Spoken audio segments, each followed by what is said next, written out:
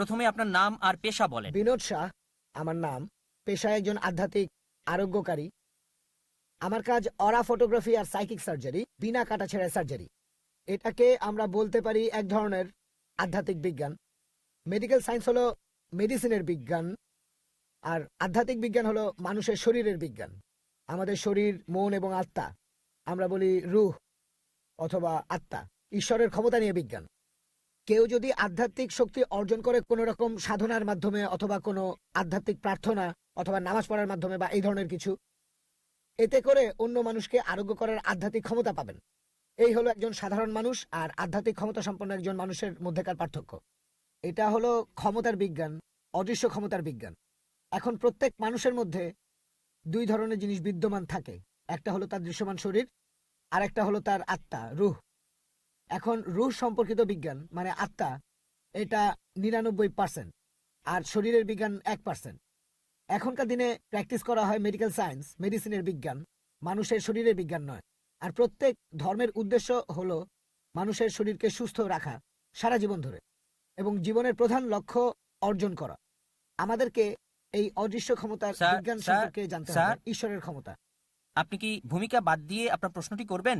আপনি আপনি 2-3টি বাক্যে আপনি ভূমিকাটা বলে ফেলেন, তারপর প্রশ্ন করেন প্লিজ স্যার। যদি আমরা কোনো একটা ধর্ম মেনে চলি, যে কোনো ধর্ম বা কোরআন, আমরা সারা জীবন ধরে নিজেদেরকে সুস্থ রাখতে পারবো, আমাদের তাহলে কোনো রকম রোগ হবে না। ভাই বললেন যে আপনি একজন আধ্যাত্মিক আরোগ্যকারী, সুস্থ করে তোলেন কোনো কাটাকাটি ছাড়া, ছুরি ব্যবহার না করে, এভাবে চিকিৎসা করেন ইত্যাদি। আধ্যাত্মিকতার কথা বললেন, শরীরের আরোগ্য, আত্মার আরোগ্য। এখন আধ্যাত্মিকভাবে রোগমুক্ত করার কথা যদি বলতে হয়, কিছু আছে সত্যিকারের রোগমুক্তি আর কিছু আছে প্রতারণা। এ দুটোর মধ্যে অনেক পার্থক্য। জনসমক্ষে এরকম আধ্যাত্মিকভাবে আরোগ্য করা হয় করে খ্রিস্টান মিশনারিরা।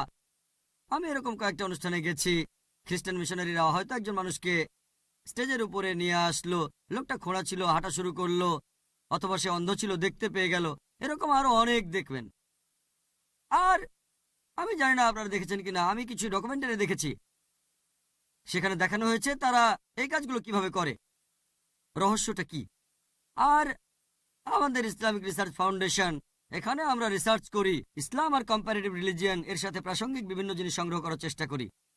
বেশ কিছু ডকুমেন্টারিতে দেখানো হয়েছে এগুলো তারা কিভাবে করে, কিভাবে লোকজনকে বোকা বানায়।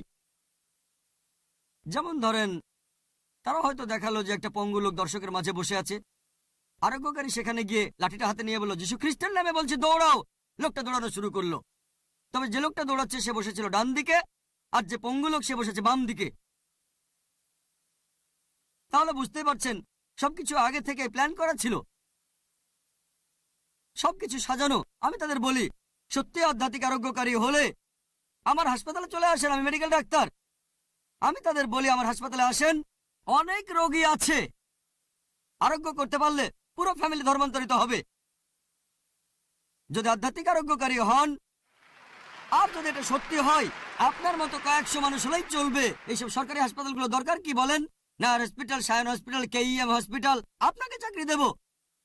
আমাদের আগে জানতে হবে কথাটা সত্যি নাকি মিথ্যা। হ্যাঁ, আধ্যাত্মিকতা বলে একটা ব্যাপার আছে। যেমন ধরেন, পবিত্র কোরআন আমাদের বলছে কোরআনের আয়াত আরোগ্যের জন্য ব্যবহার করা যায়। তবে এখানে আমাদের বুঝতে হবে, ইসলাম অনুযায়ী যিনি আরোগ্য করেন তিনি হুয়া শাফি, আরোগ্য করেন আল্লাহ তাআলা। যদি কেউ বলে আমি আরোগ্য করি, সেটা ননসেন্স। আমাদের আরোগ্য করেন আল্লাহ তাআলা, হয় কোনো ডাক্তারের মাধ্যমে। তবে সার্জারি করেন কোনো ছুরি বাদে। অবশ্যই এখন এরকম আছে লেজার টেকনোলজি, তবে আপনি নিশ্চয়ই এটা ব্যবহার করছেন না। আপনি কি ব্যবহার করছেন? হ্যাঁ, আচ্ছা, ব্যবহার করি। তাহলে আমি বলি, আপনি এখানে যে আধ্যাত্মিকতার কথা বলছেন, হ্যাঁ, আমি মেডিকেল ডাক্তার, মেডিকেল কলেজ থেকে পাশ করেছি। এটা যদি সত্যি হতো তাহলে মেডিকেলে পড়তাম ফার্স্ট ইয়ারে, যে এই হলো একটা পদ্ধতি। আর এই ধরনের আরোগ্যকারীরা থাকলে 5.5 বছর তো নষ্ট হতো না। আমি এখানে যেটা বলবো, মানুষজন যে আধ্যাত্মিক আরোগ্যের কথা বলে তার বেশিরভাগই আসলে বড় ধরনের প্রতারণা। এভাবে অল্প সময়ে কেউ বেশি টাকা বানাতে যাচ্ছে। তবে তবে তবে আল্লাহ তাআলা তো আছেন, মাশাআল্লাহ। পবিত্র কোরআনের আয়াত পাঠ করলে আপনি মানসিক শান্তি পাবেন। এতে হতে পারে চিকিৎসা। এমন কিছু রোগ আছে যেটাকে বিজ্ঞান এখনো বুঝতে পারে না, বিজ্ঞান তার ব্যাখ্যা করতে পারে না। এরকম থাকতে পারে, কিন্তু এমনিতে যেটা দেখি, এ ধরনের আধ্যাত্মিক রোগ মুক্তিতে অনেক লোকজন থাকে। আমার মতে এটা একটা ফাঁকিবাজি ছাড়া আর কিছুই নয়। আর যারা এই পদ্ধতিতে আরোগ্য করেন তাদের আমন্ত্রণ জানাচ্ছি, চলেন কালকেই যাই শায়ন হসপিটালে একসাথে। ঠিক আছে? আপনি রোগীদের সুস্থ করবেন, আপনি থাকলে 50 জন ডাক্তারের কাজ হয়ে যাবে। আরোগ্য করা, আমরা যখন এই কথাটা বলি, আরোগ্য মানে এই না যে শরীরে একটা অসুখ হয়েছে আর সেটা সারিয়ে দিলাম। কিন্তু যদি আপনার মন আর আত্মার যত্ন নেন, তাহলে সারা জীবনে আপনার কোনো অসুখ হবে না। প্রতিরোধমূলক ব্যবস্থা, আমরা যদি দৈনন্দিন জীবনের প্রার্থনা যেমন নামাজ ইত্যাদি যদি সঠিকভাবে পালন করি, আমাদের কোনো শারীরিক সমস্যা হবে না। আর যদি এই বিজ্ঞানটাকে বুঝতে পারেন, এটা ঈশ্বরের ক্ষমতা নিয়ে বিজ্ঞান, আর এই ক্ষমতা আমরা আমাদের দৈনন্দিন জীবনে ব্যবহার করি, এটার সাথে মানুষের শরীরের সম্পর্কও আছে। আপনি যদি এই বিজ্ঞানটা বুঝতে পারেন, যেখানে 99% মানুষের শরীর, মেডিকেল সায়েন্স এই মন আর আত্মার বিজ্ঞানকে বুঝতে পারে না, কারণ এটা পশ্চিমাদের বিজ্ঞান, শুধু শরীর নিয়ে কাজ করে। আর এটা হলো পুরো জ্ঞানের 1%। 99% জ্ঞান মন আর আত্মার জ্ঞান, একটা গুপ্ত জ্ঞান যেটা ভারত থেকে হারিয়ে গিয়েছিল। আর বর্তমানে আমিও একজন বিজ্ঞানের ছাত্র। আমি আমার বাবা মায়ের জৈন ধর্ম ত্যাগ করেছি প্রায় 20 বছর আগে, যখন এই বিজ্ঞান সম্পর্কে জানতে পারলাম। 92 সালের দিকে আমি এই আধ্যাত্মিক আরোগ্য সম্পর্কে জানতে পারি, প্রাণী হত্যা সম্পর্কেও। এটা এসেছে বিদেশ থেকে। বিদেশিরা আমাদের এই বিজ্ঞানটাই আমাদের শেখাচ্ছে নতুন করে। এই জ্ঞান 5000 বছর ধরে ভারতেই ছিল, বৈদিক বিজ্ঞান, জৈন ধর্ম, ইসলাম, এরকম। এই জ্ঞান হারিয়ে গেছে কারণ পশ্চিমা বিজ্ঞান এখন মানুষের শরীরের দায়িত্ব নিয়েছে, মানুষের স্বাস্থ্যেরও। আর এই বিজ্ঞান দিয়ে শুধু ব্যাকটেরিয়া আর ভাইরাস ধ্বংস করা আপনার যায়। প্রশ্নটা বুঝতে পেরেছি ভাই, এটা প্রশ্নোত্তর পর্ব লেকচার দেওয়ার সময় না। প্রশ্নটা বুঝতে পেরেছি। আপনি বলছেন এই আধ্যাত্মিক রোগ মুক্তিটা শিখলে শরীরে কখনো রোগটা হবে না। আমি আপনার সঙ্গে একমত নই। হ্যাঁ, কিছু জিনিস প্র্যাকটিস করলে এরকম হতে পারে যে আপনার বিভিন্ন রোগে পড়ার সম্ভাবনাটা বেশ কম থাকে। কিন্তু যদি বলেন যে কখনোই কোনো রোগ হবে না, আমি মানতে পারছি না। আপনার সাথে একমত নই, আমাদের এটা বুঝতে হবে। আর আমি জানি এরকম কিছু ব্যাপার আছে, যেমন নামাজের কথা বললেন। আমি নামাজের বৈজ্ঞানিক উপকারিতার উপর একটা লেকচার দিতে পারবো, 1 ঘন্টা ধরে লেকচার দিতে পারবো নামাজের বৈজ্ঞানিক উপকারিতার উপরে। যেমন ধরেন, নামাজের সবচেয়ে সেরা পজিশন সেজদা।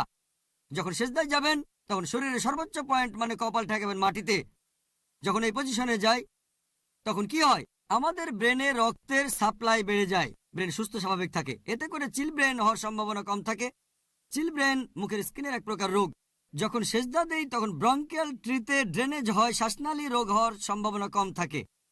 আমরা যখন নিঃশ্বাস নেই, যখন শ্বাস প্রশ্বাস নেই, ফুসফুসে 1/3 বাতাস থেকে যায়, এটাকে বলে রেসিডুয়াল এয়ার। যখন সিজদার সময় নিঃশ্বাস নেবেন তখন অ্যাবডোমিনাল ভিসেরা ডায়াফ্রামে চাপ দেয়, আর ডায়াফ্রাম এই রেসিডুয়াল এয়ার বের করে দেয় এবং ফ্রেশ বাতাস ফুসফুসে যায়। রেসিডুয়াল বাতাস বেরিয়ে যাবে, তাজা বাতাস ঢুকবে। এতে ফুসফুস সুস্থ থাকার সম্ভাবনায় বেশি থাকে, ফুসফুসের বিভিন্ন রোগের সম্ভাবনা কম থাকে। এছাড়াও তখন অ্যাবডোমিনাল ভিসেরায় রক্তের চলাচল বৃদ্ধি পায়, এতে পাইলস হওয়ার সম্ভাবনা কম থাকে। যখন বসা থেকে উঠে দাঁড়াবেন, সিজদা থেকে সোজা হয়ে দাঁড়াবেন, তখন কাফ মাসলে প্রেসার পড়ে। আর মেডিকেল সায়েন্স অনুযায়ী এই কাফ মাসলকে পেরিফেরাল হার্ট বলে। এটা শরীরের নিচের অংশে রক্ত পাম্প করে। আমি এভাবে আরো অনেক পয়েন্ট বলে যেতে পারি নামাজের উপকারিতাগুলো কি কি। তবে তবে আমরা মুসলিমরা এই উপকারিতার জন্য নামাজ পড়ি না। নামাজ পড়ি এভাবে আমরা আল্লাহ তাআলাকে ধন্যবাদ জানাই। এই মেডিকেল উপকারিতাগুলো হচ্ছে হালকা খাবার, ডেজার্ট। আমাদের আসল খাবার বিরিয়ানি। আল্লাহকে ধন্যবাদ জানাই, তার ইবাদত করি। এই মেডিকেল উপকারিতা দেখে হয়তো অমুসলিমরা আগ্রহ পেতে পারে, হয়তো ইসলামের কাছাকাছি আসবে, এতে স্বাস্থ্য ভালো থাকবে। তবে আসল কথা আল্লাহ তাআলাকে ধন্যবাদ জানানো, কারণ তার ইবাদত করি। এমন না যে এক্সারসাইজ করছি। এগুলো বাড়তি উপকারিতা, সাইড ডিশ। আমি অন্যান্য ধর্মের পবিত্র গ্রন্থগুলো পড়েছি, যেমন বেদ ইত্যাদি। কিছু ব্যাপারে আমি একমত, কিছু উপকারিতা আছে। তবে যদি বলেন এই কাজগুলো করলে কখনোই কোনো রোগ হবে না, আমি একমত নই। বিজ্ঞান দিয়ে এটা প্রমাণ করা যায়।